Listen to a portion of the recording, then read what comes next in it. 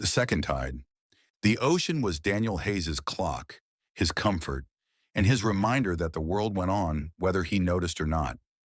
Each morning, at the edge of the Oregon coast, the waves struck the black volcanic rock with their usual certainty, as if to say, "We are still here, even if you no longer feel you are."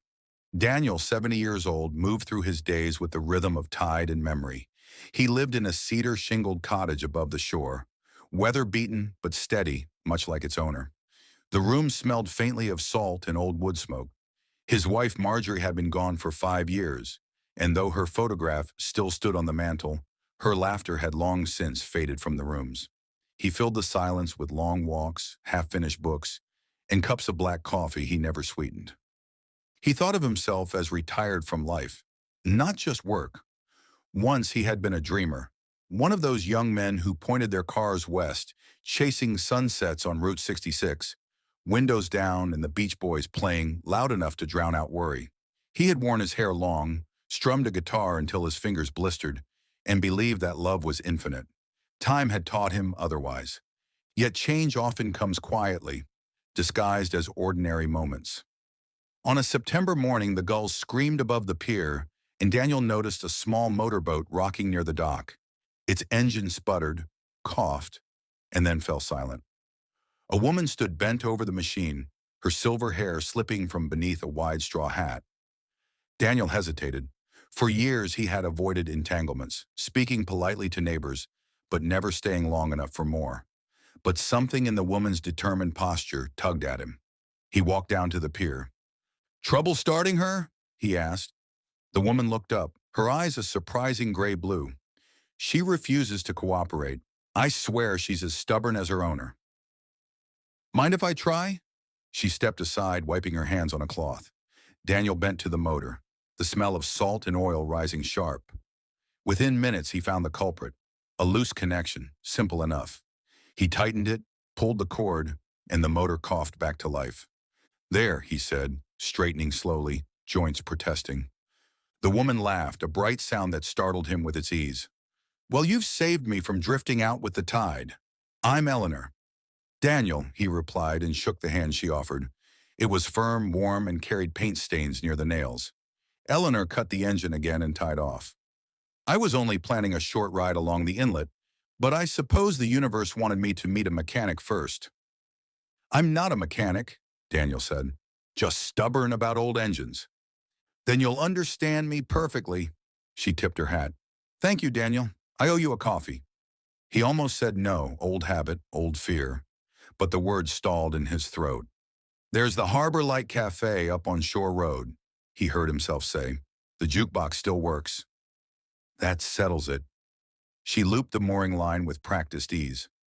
"Give me 5 minutes to clean up." Daniel waited on the pier and watched the water darken and lighten under passing clouds. He felt foolishly nervous, like a teenager about to meet a girl after school. When Eleanor returned, the straw hat had been replaced by a denim jacket and a scarf the color of wet sand. Together they climbed the weathered steps to the road. The harbor light smelled of coffee and cinnamon. A worn jukebox glowed quietly in the corner, a relic from older summers. Eleanor slid into a booth and examined the menu with exaggerated seriousness. "They have pie," she announced. "I consider that a sign of moral character." "What does pie say about a person?" Daniel asked. "That they believe the world can still be made better with butter and sugar." She looked up, amused. "Do you?" "I'm willing to run the experiment." They ordered coffee and 2 slices, apple for him, Marionberry for her. Eleanor fed a quarter into the jukebox and pressed a button with ceremonial care. The fragile opening of Bridge Over Troubled Water floated through the room. Daniel felt a pinch behind the ribs he hadn't expected. "I used to play this," he said. "Guitar?" He nodded. "A long time ago." "You could again." The sentence wasn't a challenge so much as permission. He changed the subject by asking about her boat. Eleanor explained that she'd named it Starlight, against advice that boats required short, practical names. "Names should remind you where you're headed," she said. "I need reminding." "You sail alone?" "Usually. I taught art for 35 years in Portland. Noise, bells, committee meetings. I love the kids, but I save for silence. The sea gives it generously. She sipped her coffee, then added, sometimes too generously. Daniel laughed. The ocean is not known for moderation. They traded the outlines of their lives across the Formica tabletop.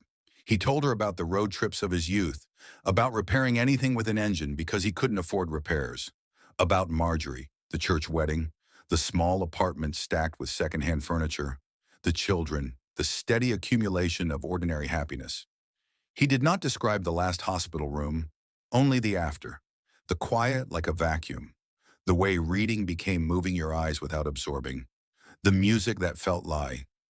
Eleanor spoke of studios that smelled of linseed oil and clay, of teenagers who surprised her with the courage of their first attempts, of a small gallery show where she sold more paintings than she could bear to part with. Retirement, she said smiling, made me a beginner again. Isn't that backwards? Maybe, or maybe it's the point. When the pie plates were empty, Eleanor asked if he would walk with her. They followed the curve of the bluff to a point where the wind picked up and gulls hovered like suspended kites. Down the slope, waves muscled into a pocket beach and retreated, leaving lace on the sand. I come here when the sea is rough, she said. It reminds me that restlessness can be beautiful. Daniel studied the tide. I used to think restlessness meant I hadn't learned enough patience. Or maybe it means you're alive. She tucked her scarf tighter. Would you help me with Starlight now and then? I can pay in pie and bad jokes. I don't need paying. He found himself smiling. But I'll take the jokes. They stood without speaking for a while, sharing the view like a long, careful breath. A lone surfer cut a dark line beyond the break. The sun burned a path across the water that looked almost physical, as if you could step onto it and walk to the horizon. When they turned back, Eleanor slowed at a weathered bench facing the sea. She brushed sand from the slats and sat. Daniel took the other end, leaving the generous space strangers keep when they are almost friends. Do you ever miss being young? She asked, not quite looking at him. I miss the illusion that everything could still be anything, he said, but I don't miss not knowing who I was. And who are you now? Someone who doesn't want to spend the rest of his days alone, but also doesn't know how to begin again. Eleanor nodded as if he had solved a math problem. Then begin small. The sea does. First a ripple, then a wave. She glanced at him. Come out with me tomorrow morning. The forecast is kind. We'll keep to the inlet. No heroics. He almost said he had plans, that his knees hurt in the morning, that he preferred predictable routines. Instead, he heard himself say, what time? 8. Bring a warm jacket. And if you happen to own a thermos, I won't object. She stood, brushing her palms against her jeans. Thank you for the rescue, Daniel, not just the engine. After she left him at the corner by the café, Daniel walked home the long way along the beach. He examined his own footprints trailing and filling with water. In his cottage, the guitar leaned where it always had, angled like a question. He lifted it carefully. The strings were out of tune. His fingers remembered enough to correct them. He played a few halting chords, then an old progression his hands rediscovered on their own. The sound startled him, a small, imperfect brightness in the dim room. He set the guitar down and filled a thermos. He found a wool cap he hadn't worn in years. He stood for a minute by the window, watching the slow pulse of the lighthouse and the darker pulse of the ocean beyond. Somewhere in the deep, the tide was turning. He could feel it. In the morning, he would meet Eleanor at the pier. The pier smelled of salt and creosote, the boards slick with dew. Daniel arrived just before 8, thermos in hand, wool cap pulled low. Eleanor was already there, untying Starlight with the ease of long practice. She wore a red windbreaker that made her hair shine whiter in the morning sun. Punctual, she said. That's a good start. I was afraid you'd leave without me, Daniel replied. Not a chance. I need someone to curse at the engine if it stalls again. She grinned, and he found himself warming in ways that had little to do with the jacket. They pushed off. The motor hummed, steady this time, as Starlight nosed out of the dock and into the inlet. The water was calm, a pale mirror for the rising sky. Cormorants perched on pilings with wings spread wide, drying in the light. Daniel sat near the stern, watching Eleanor guide the boat. She was confident without arrogance, reading the water with quick glances, adjusting the tiller as naturally as breathing. He poured coffee into 2 tin cups from his thermos and passed her one. To survival, she toasted, lifting her cup. To stubborn engines, he countered. They sipped. The coffee was hot, strong, imperfect. Exactly right. Beyond the mouth of the inlet, the Pacific opened wide. Waves rolled gently, the long rhythm of ocean breathing. Daniel felt the boat rise and fall, and something inside him loosened, like a knot untied. Eleanor slowed the motor. We'll drift a bit. It's good for the soul. The sea carried them. Gulls wheeled overhead. The horizon stretched unbroken, a line that seemed to invite confession. Do you ever feel, Daniel asked, that life gives you a second tide? Like after everything ebbs away, something returns? Eleanor rested her chin on her hand. Yes, but you have to notice it. Most people don't. They think the retreat is the end. They go back to shore and never look out again. What made you notice? She smiled faintly. Grief and paint. I lost my husband 10 years ago. He was a sailor, loved the sea more than the land. For a while I hated it because it had taken him. Then one morning I found myself sketching the horizon again, almost against my will. It was like my hand remembered what my heart had forgotten. Daniel studied her face. The fine lines, the weathered strength. He felt the echo of his own loss, softer now than it once was. Marjorie's been gone 5 years. I kept expecting the house to sound like her again. It never did. The sea won't replace them, Eleanor said gently, but it can carry us to the places they'd want us to see. Silence followed, but it wasn't empty. The water lapped against the hull, the boat rocking like a cradle. Daniel realized he was not restless. He was present. Later, Eleanor started the engine again and guided them along the shoreline. They passed sandstone cliffs painted with streaks of orange and gold, caves where the waves boomed hollowly. Harbor seals lifted sleek heads, curious but cautious. Daniel pointed. They remind me of dogs begging scraps. Greedy but lovable, Eleanor agreed, like half the people I taught. By noon they returned to the pier. Daniel steadied the boat while she tied off. She looked at him over her shoulder. You passed the test. Test? Sea legs, conversation, sharing coffee without complaint. You're officially crew. He laughed. Does crew get paid? Only in pie. They walked together to the Harbor Light Café again, falling into step as though they'd been doing it for years. This time the jukebox played Brown-Eyed Girl.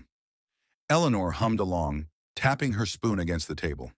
Daniel felt absurdly young, as if the song were still new. Over lunch, she asked about his children. He told her, a daughter in Seattle, busy with her architecture firm, a son in Denver, coaching high school basketball. They called, they visited, but their lives orbited elsewhere. I don't blame them, Daniel said, but sometimes I feel like a postcard they remember to send at Christmas. Eleanor reached across the table and tapped his hand. You're more than a postcard. You're the whole road trip. He blinked, surprised by how much the word struck him. After they parted, Daniel walked the beach again. The gulls squabbled, the tide shifted, but something in the air had changed. He realized it was himself. That evening, the shoreline glowed with the last light of day. Daniel built a small fire in a ring of stones not far from his cottage. The crackle and smoke carried memories of camping trips with his children, marshmallows skewered on sticks, laughter chasing sparks into the dark. He hadn't done this in years. Eleanor arrived with a canvas bag slung over her shoulder. I brought contraband, she announced. She pulled out a bottle of red wine, 2 tin cups, and a packet of crackers with a wedge of cheese wrapped in paper. Daniel smiled. Then I'll forgive your late arrival. They sat on a driftwood log, the flames painting their faces in flickers of orange. Above them, the stars revealed themselves one by one, stitched across a velvet sky. Eleanor poured wine. They clinked cups and drank, letting the warmth spread. For a while, they simply watched the surf glimmer in the moonlight. The tide moved with its eternal rhythm, unhurried, unstoppable. Daniel felt the fire's heat at his shins and the cool wind at his back. Between the two, he was balanced in a way he hadn't been for years. Did you ever travel much? Eleanor asked, breaking the comfortable silence. Enough to think I'd seen the world, he said. Road trips mostly. Route 66, all the way to California. I thought freedom was measured in miles. And now? Now I think it's measured in mornings. How many you wake up still wanting to see the sky? Eleanor nodded. That sounds like a painting, or maybe a prayer. She told him about her first trip to Europe in her 20s, when she wandered through Paris with a sketchbook and not enough money. I drew bridges and cafes and sold them to tourists for cash. It paid for bread and sometimes a hostel bed. Looking back, it was foolish. But I've never felt so alive. Daniel imagined her then, hair loose, eyes burning with curiosity, hands smudged with charcoal. He envied the strangers who must have seen her art before he did. The fire sank into embers. Eleanor pulled her scarf tighter and stood. Walk with me tomorrow? Into town. There's a bookstore that smells like dust and secrets, and an antique shop where the owner believes every object has a soul. I'll meet you at the pier, Daniel promised. The next day they strolled into town together. The streets were lined with clapboard shops painted in cheerful colors, wind chimes tinkling above doorways. Daniel hadn't lingered here in years. He usually passed through quickly, buying groceries without looking around. With Eleanor beside him, everything seemed to open wider. The bookstore was narrow, crowded with leaning shelves. Eleanor ran her fingers along spines as though greeting old friends. She pulled out a worn copy of Leaves of Grass and pressed it into Daniel's hands. Read this again, she said. It sounds different when you're older. He opened it and read silently. I am large, I contain multitudes. He closed the book and felt its weight. Maybe he wasn't finished after all. In the antique shop, dust floated in beams of light. Clocks ticked softly, mismatched and unsynchronized. Daniel stopped at a wooden radio from the 1940s. He turned the dial. It crackled but produced no sound. My parents had one like this, he murmured. Eleanor leaned beside him. Every object remembers, she said. We just have to listen. The shopkeeper, a wiry man with spectacles, appeared suddenly. That one sang Sinatra for decades, he said. I like to think the echoes are still inside. Daniel touched the radio's wood paneling, almost expecting to hear, Fly Me to the Moon escape faintly from within. He smiled. Maybe it's waiting for the right ears. Outside, the air carried the smell of fish and salt from the harbor. They bought sandwiches from a deli and ate them on a bench, watching tourists snap photos of the lighthouse. Eleanor brushed crumbs from her lap and asked, Do you ever feel like we're the background in someone else's vacation picture? All the time, Daniel said. But I don't mind. It means the world keeps spinning. Eleanor tilted her head. Or it means we still belong in the picture. They shared a look, neither laughing nor serious, just steady. That night, Daniel returned to his cottage and took out his guitar again. The strings resisted but yielded under his fingers. He played softly, the melody halting, then smoother. Outside, the sea whispered against the rocks, keeping rhythm. For the first time since Marjorie's passing, he felt something awaken, not a betrayal of her memory, but an expansion of it. He imagined her smiling at him from across the years, nudging him forward. Go on, Danny. The tide's come back. He set the guitar aside and poured the last of the coffee from his thermos. Tomorrow, he thought, he would see Eleanor again. And that thought felt like sunrise. Daniel woke before dawn. The cottage still cloaked in silence. The air was cool, tinged with the briny scent that drifted through the cracked window. For a long moment he stayed in bed, listening to the faint rumble of waves, then rose, pulled on a sweater, and stepped outside. The beach was empty except for gulls. The horizon blushed faintly with the promise of sunrise. Daniel walked toward the pier, boots crunching on damp sand, his breath visible in the early chill. He carried the guitar in its worn case, though he hadn't decided if he would play. Eleanor was already there, sitting cross-legged at the edge of the pier with a sketchbook balanced on her knees. She looked up and smiled. You beat the sun, she said. I had help. He gestured toward the horizon. It insisted. She shifted to make room beside her. Daniel sat, laying the guitar case down. Together they watched the first rays breach the waterline. Gold unfurled across the ocean, a path leading nowhere and everywhere at once. Every morning is a painting, Eleanor murmured.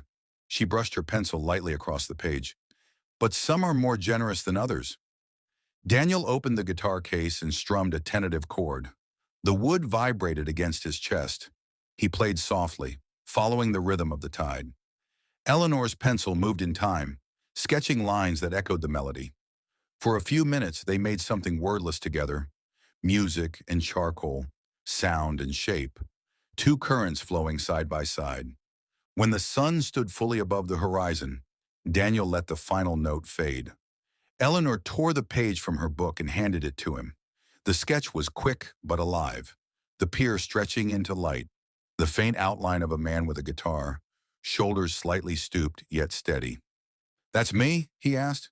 "That's how you looked when you forgot to be careful," she replied. He folded the sketch gently and slid it into his coat pocket. "I'll keep it." Later that day, they took Starlight out again.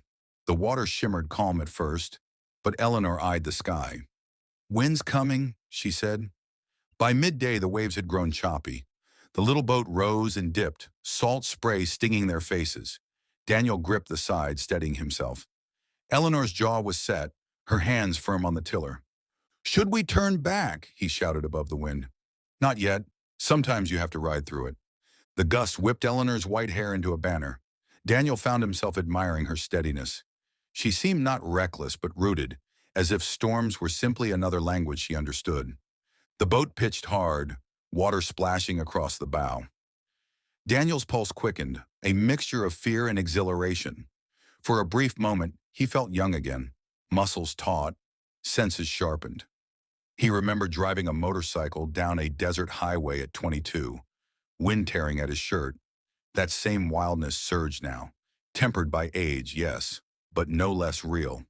When the squall finally passed, the sea settled as quickly as it had risen. Sunlight broke through scattered clouds, igniting the wet deck. Daniel exhaled, laughing shakily. Eleanor gave him a sideways glance. "You passed another test." "Crew initiation?" "Something like that. You didn't panic." "I almost did." "But you didn't. That's what matters." They drifted a while in calmer water, the storm already retreating toward the horizon. Daniel felt cleansed, as though the wind had scoured something from him. That evening they went into town again.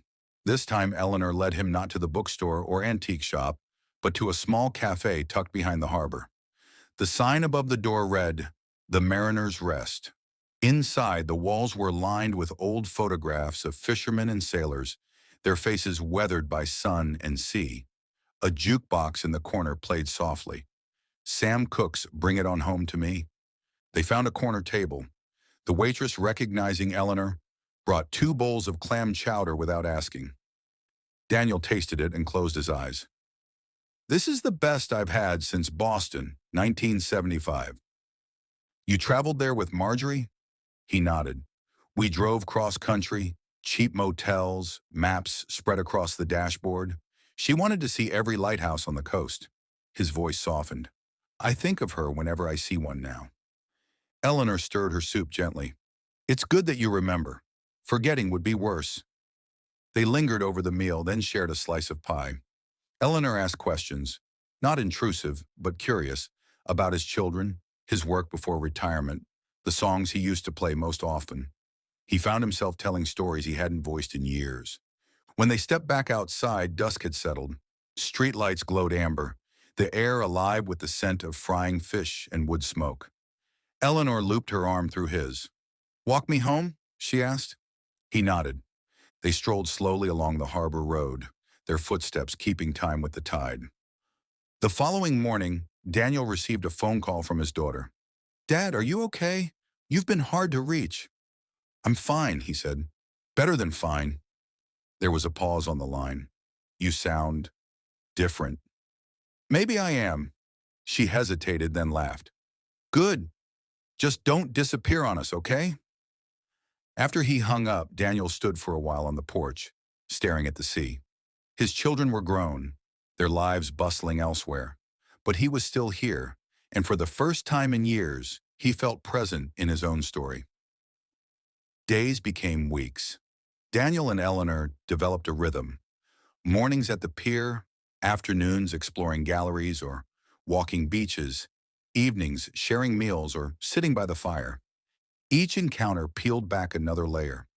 She told him about her childhood in Maine, her first art show in New York, the grief that nearly silenced her brushes. He told her about small triumphs and failures as a music teacher, the pride he felt watching students find their voice. One afternoon, she asked, "Do you regret not pursuing music more seriously? Concerts, recordings?" Daniel shook his head. Number I had a stage. It just happened to be a classroom. Every song a student learned, every confidence they gained, that was performance enough. Eleanor smiled. Then you and I are alike. I never painted for critics, just for the next canvas. The act itself is the reward. One Saturday, the town held a festival by the harbor. Booths lined the pier selling saltwater taffy, lobster rolls, hand-carved trinkets. Children chased balloons while a local band played covers of Beatles songs. Eleanor entered a painting in the small art show, a watercolor of the coastline at dusk, its blues and violets melting together. Daniel stood beside her as people admired it. "You should win," he said. "That's not the point." "What is the point, then?" She squeezed his hand. "Sharing what you see. That's all art is." Later, when the band struck up Hey Jude, Eleanor tugged Daniel onto the makeshift dance floor. At first he protested. His knees weren't what they used to be, but her insistence pulled him along. They swayed clumsily, laughing when they stepped on each other's feet. For a moment, he forgot the years. The crowd blurred, and only the two of them remained, held in the song. That night back at his cottage, Daniel lay awake. He thought of Marjorie again, how she would smile at his awkward dancing, how she had urged him always to keep moving, keep living. "You don't stop just because the years pile on," she used to say. He whispered into the dark, "I'm still moving, Marge." And for the first time, the memory didn't ache. It glowed.